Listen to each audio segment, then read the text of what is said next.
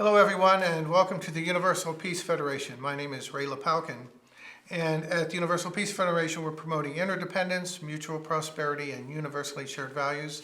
If that resonates with you and you'd like to pursue those ideals some more, please get in touch with us. Our topic today is titled China's Deeper Strategic Moves, and this is part 2. We're probably all aware of China's economy, how it's been growing over the last decade or so, but we don't really hear so much about their military and how their military has been growing and what they've been doing. So we're going to be looking at a webinar today that took place recently, and it was co-sponsored by the Washington Times Foundation as well, and a couple of the journalists who are reporting on international affairs, Mr. Guy Taylor and Mr. Bill Gertz, were two of the speakers on the webinar, and they gave us just a really deep insight into what China has been doing over the last decade or two. And I'd like to read a little bit concerning our webinar. China has for decades been creating a global network of ports and bases from the Panama Canal throughout South Asia, Africa, and beyond. For the most part, the world has either yawned, failed to notice, or assist them. To be fair, a few opinion leaders in policy and media have been trying to get the world's attention as China developed its Global Belt and Road Initiative and have been expanding their military capabilities at a rate that goes far beyond the needs of a country to just defend itself. Democracy has been crushed in Hong Kong, and there are daily provocations into Taiwan's airspace. So this video will give us a little bit more insight in the expansion of China. And I always like to mention that when we talk about China as a communist nation, it's not the Chinese people, it's the Chinese ideology. And it's been mentioned that those in the Chinese party, or the Chinese Communist Party, are only between 5 and 10% of the whole population. However, when they control the media, the military, and all the free speech, the educational system, and so on, then you have the masses that are being controlled by just a few people. So those rights that are being taken away from the people and are being used by just a few to expand their militaristic and global initiatives of communism around the world really needs to be looked at much more closely. And I believe that's what this webinar will do. So please enjoy. Okay, I'd like to talk about two topics with our distinguished panel here. One is how do we counter this influence? We have the Quad relationship, which Ambassador Harry Harris and Admiral Harry Harris shared with us on our last Washington brief. Is an informal relationship, but very important, with Japan, Australia, India, and the United States. How does the Quad work to help shore up our allies and our relationships there to counterbalance China? No one predicts that U.S. or China want to have a hot war in the Northeast Asia. So how do we work with our allies to counterbalance this influence with China, and how do we do that also with asymmetric means, and also with the communication in terms of getting out the facts, like even hearing from James today. The American public should hear very clearly where we stand with the U.S. Navy. Go ahead, Guy. Sure. I actually think this is really interesting because you're tapping into the diplomatic realm and the sort of diplomatic instrument of power, which is a lot less sexy than missiles and intelligence per se, and sometimes just involves maintaining a focal point in relations with like-minded partners. What's interesting about the Quad is it's this thing that has been around since really the 2004 tsunami that rocked Southeast Asia, and Japan and the United States and India, Australia kind of banded together in an effort to bring aid to Indonesia, for instance, a couple other places, Thailand as well. The Quad now is this alignment of major democracies, Australia, the United States, Japan, India being the big really big player, because if we jump ahead on global projections of population and economic power, you see projections that the Chinese economy, the way it's going now, will surpass the size of the United States, and so will the Indian economy, and the U.S. and India together can be a much greater and more influential global economy than just China, and they're like-minded. So this is really what the Quad is about: is bringing these like-minded, democratic, free market, pluralistic, free media governments and groupings of people, really, these governments together to kind of confront this idea of Chinese communist-fueled autocracy, or a group of men in a secret room writing the rules of the global economy, which is what everybody's afraid of with China as a rising global power. But what I want to say in conclusion on this, Dr. Jenkins, is look, the United States, it doesn't matter if it was the Trump administration, now the Biden administration, the United States, I think, needs to be more effective and collaborative between the legislative branch and the executive branch with organizations like the U.S. China Commission, which Bill has written about recently in the Washington Times. We need more bipartisan focus on how to go out and have a sustained effort to bring those like-minded allies together to possibly collectively encourage smaller democracies that are out on the periphery of the Quad. And we could rattle off 15 of them across Asia, just Indonesia, the Philippines, to name a couple, Singapore. Get them to know that the Quad will help them stand up to Chinese economic coercion, right? And that discussion has got to become mainstream. There's got to be it's popped out a little bit and there's some awareness of it, but it's got to basically become an underpinning of what the American diplomatic strategy is, the public diplomatic strategy is in that part of the world and also around the world. And I think we're trying, but right now you've seen the Biden administration focus more on a narrative about getting cooperation from China on climate change. That is really important too, but I really think you've got to have this emphasis on, look, we're not going to let China bully smaller countries economically. And in my concluding remarks, I'll get into how that coercion really actually works. Yeah, Mike, I'd like to add to that. I think Bill, just go ahead, go right ahead. yes, a subset of diplomacy is information warfare. Right now, the US media is fairly compromised when it comes to China. If you watch any of the news briefings at the State Department or the White House, almost never is the issue of the China threat raised. It's all about the Middle East or Russia or Europe, all these things. So there's a great reluctance on the part of the American media, and the US government has a failed system of information operations. We need to be able to tell the truth about communist China. That is the most significant thing that we can do to deal with this problem. It's through public education. And I think that this is something that is urgently needed. Telling the truth about China means telling about the genocide in Xinjiang province against the Uyghurs. It means telling the threats and what China is doing. The Biden administration has approached this problem of China as if it's a sports event. We're going to compete with China, and we're going to say our democracy is better than their Marxism-Leninism. That's not going to be enough. We need a much more proactive approach. We need to create institutions that can, one, identify and counteract Chinese strategic disinformation and deception and propaganda. There's nothing out there. The Voice of America is billed itself as an NPR-like organization that's not really going to engage in these kinds of counter disinformation operations. So we urgently need something like that. Secondly, we need to focus on China's influence operations. And a model for this is Australia, which a number of years ago, an academic named Anne-Marie Brady did a landmark study of Chinese influence operations through a unit called the United Front Work Department. And that had a huge impact on Australia. They exposed a number of members of parliament who were secretly members of the Chinese military. They began restricting Chinese activities.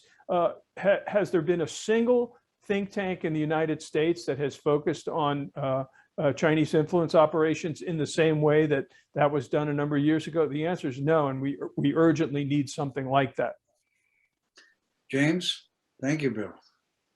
Yeah, I am in agreement with what Guy and Bill have said. I think that we lack, for a better term of it, we still lack this idea that we're declaring to ourselves that we recognize that China is an existential threat to us. If you're having dinner, Thanksgiving dinner in your house, and you live in a suburban neighborhood, and you see a man running down the street with an axe, swinging the axe, and he's coming up your driveway, and it looks like he's going to bash down your door with this axe, you're probably going to act a little bit different than you act if you just see him walking down the street with his pet dog. And I think we sometimes look at China as that they're just this benign other country, and we don't realize that they're actually coming for us, and that they, in their own writings and their own discussions, talk about, I win, you die. That's the way they view this. And Bill mentioned that it's a struggle for life and death. And it doesn't mean it's going to be a thermonuclear war, as we have some people say. And that's part of the problem with this engagement school, is it's either we engage, or the alternative, we're told, is thermonuclear war. And there's a lot of steps and gray areas in between there that we can be very effective to deter China. The Quad, the AUKUS deal that was just announced, these are elements that can help us get there. But we got to work much faster than we have been working. And I'm afraid that where my focus now is on the operational and tactical arenas, or how are the Japanese Navy and the Taiwan Navy and the US Pacific Fleet actually operating together on a daily basis. The National Defense Authorization Act, authorized that Taiwan could be invited to Rim of the Pacific exercise. Well, we invited the Chinese in 2012, and here we are 10 years later, and we still haven't formally invited Taiwan. I'm at the opinion that we should be actually holding RIMPAC in Taiwan, and have all the other rest of our coalition Navy partners come to Taiwan, and we run the exercise out of Taiwan, or something like that, where we're in the theater and we're showing the PRC that our navies can actually operate together and present a robust deterrent to their thinking in that regard. Lastly, I'd say, this is outside the military arena, but we're funding, and we have been funding, the development of this PRC, PLA military rise. And when I read about Larry Fink and BlackRock and the trillions of dollars that he has under his control, and people like him and Ray Dalio and others that are saying to continue to invest in China because it's a safe and secure market, it makes me angry, because every dollar that gets invested in China turns around, and some portion of that, a high portion, comes back and is used to build an anti-ship cruise missile that's going to kill shipmates and friends of mine on ships and submarines and aircraft and Marines and soldiers in our military. And eventually they'll have missiles like these hypersonic missiles that can reach us and reach our own shores and can affect and kill regular American citizens. And we seem to have forgotten that when we put dollars in their pocket, it's turning around and coming right back at us. And we've got to get that under control. It's out of control. And that means there's going to have to be a significant debate over what it means to be a free market capitalist, which I am, and what it means to be able to say, but in this regard, you can't spend money over there because they'll use it to kill us. We have to have that discussion. I think thank you, James. A challenging point for the American people is the lack of understanding of how the Chinese government, the communist government, is operating on the Marxist-Leninist ideology, and that there's a purpose. So, Bill, your book brings out the fact that when Miles Kwok was invited to speak at the Hudson Institute, that got totally compromised by people of influence that used every kinds of means, not just warfare, but propaganda, influence, money, every kind of threats of losing your investment, everything, or exposure. And Guy, you've been reporting on this influence for years. How do we counter that ideology? How does that ideology, that commitment, people don't realize that commitment is almost like a faith.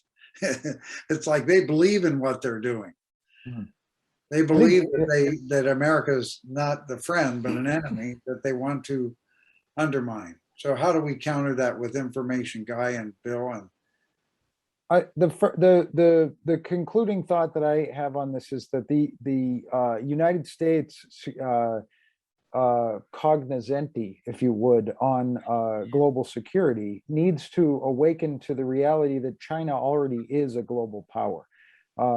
This and has been so for several years now. When we look at something, and we need to identify that, and we need to play the same game that they're playing, but better and more effectively. We have to look at something like Belt and Road Initiative, and we have to understand what is it. It's in some ways torn out of the pages of America's own rise to influence in the post-World War II era. It involves doling out loans to poorer nations. And in the Chinese case, it involves development loans that go to these nations. And then a couple years later, Beijing comes along and says, hey, we realize that you actually have no capacity to pay back this loan. So I'll tell you what, you don't have to pay us back. We'll relieve your debt on the condition that you give us control of XYZ port or precious metal mine or oil well. So this is a kind of predatory lending. And the most sinister way of looking at it is that the Belt and Road Initiative is a ruse through which China is building a global network of military bases. A more benign way of framing it would be to call it the first serious global exertion of the Chinese economic instrument of power. What we see with the development of Chinese bases in the Spratlys, the Paracels, this is really the expression of Chinese military instrument of power. The increased fighter jet sorties threatening Taiwan, the Chinese naval buildup, all expressions of the Chinese military instrument of power. We see the diplomatic instrument at play with this dance to try and place Chinese officials atop every multinational organization in the world, especially at the United Nations, whether it's a multilateral ASEAN, it doesn't matter. The Chinese are trying diplomatically to control as many of these organizations as possible. And this is where I'll conclude, is the world needs to be more concerned about how the Chinese government intends over the coming years to exert the much more elusive informational instrument of power, be it in the cyber realm or in the futuristic artificial intelligence or AI realm. This is really not being discussed because the informational instrument of power is the one that intersects right into the defense, security, weapons development areas. And really what this comes down to especially is ensuring that it's not a very closed communist government, secretive in Beijing, that is left to write the global standards for how AI should and shouldn't be used upon the human species over the coming decades. I'm going to leave it just at that. We need another hour. This is really great. Bill, any comments on how we counter this? Yes. This misinformation, propaganda, warfare? Yes, it's extremely important, as I said, to tell the truth about China. That requires understanding the Chinese Communist Party's use of the big lie. And they are very expert at it. They use it strategically. They will tell you there's no human rights abuses against the Uyghurs. They'll tell you that they haven't given missile technology to North Korea. And this has been a huge problem.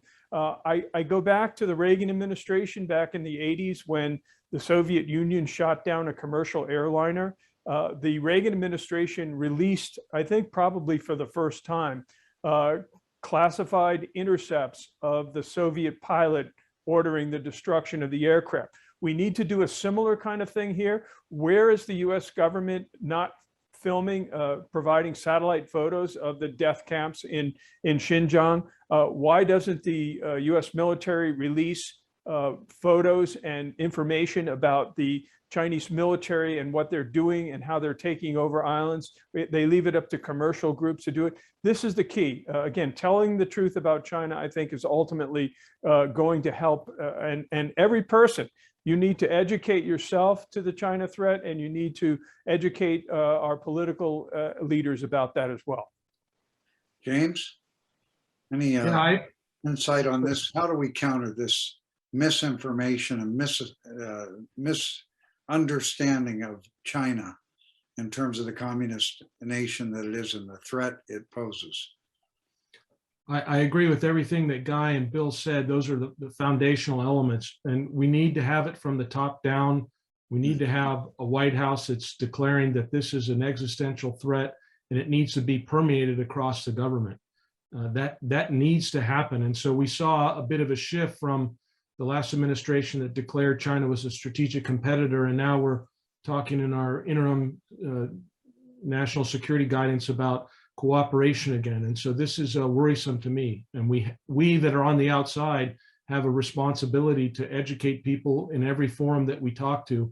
And I can see by a lot of the folks on the list and the gray beards on my face that some of us are all of a certain age group, and we really need to get down and talk to the people in a younger age group. I had a privilege yesterday of speaking to some university students on a forum like this.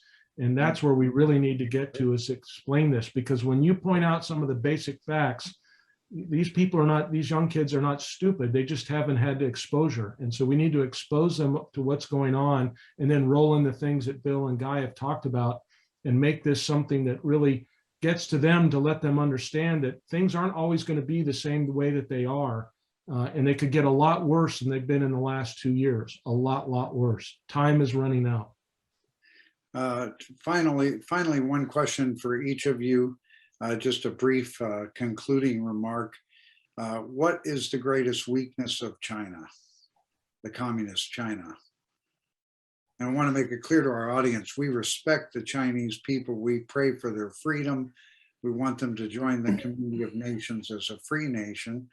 And we also recognize that we've got to understand, what is the weakness of China? There must be some Achilles heel somewhere. I mean, I will just go first with this, because I think this is obviously really debatable. And but what I always hearken to when people ask me about the United States and what's the greatest strength of the United States, or also a real weakness, and what we make it a strength, is the diversity of the United States. And I think in the diversity of opinions, the pluralism in the government. I think if we were trying to identify China's weakness, from my perspective, it has to do with homogeneity in the society, immense amount of homogeneity, and a government that absolutely lacks tolerance for political pluralism or religious pluralism. And these are the things that really, I think, undergird America's standing as a power in the world. Thank you. Yeah, from my perspective, the greatest vulnerability and weakness is the Chinese Communist Party's illegitimate rule over China. The Chinese people do not want to be ruled under a communist system. They've tasted freedom. The ones that have come to the US, the ones that have been able to gain access to the internet, they do not want to live under a totalitarian, authoritarian system. And I think that I was urging the Trump administration to do this, was to create a white paper on the crimes of the Chinese Communist Party. It's actually kind of a corrupt, mafia-like system that has 95 million members, and it's not China.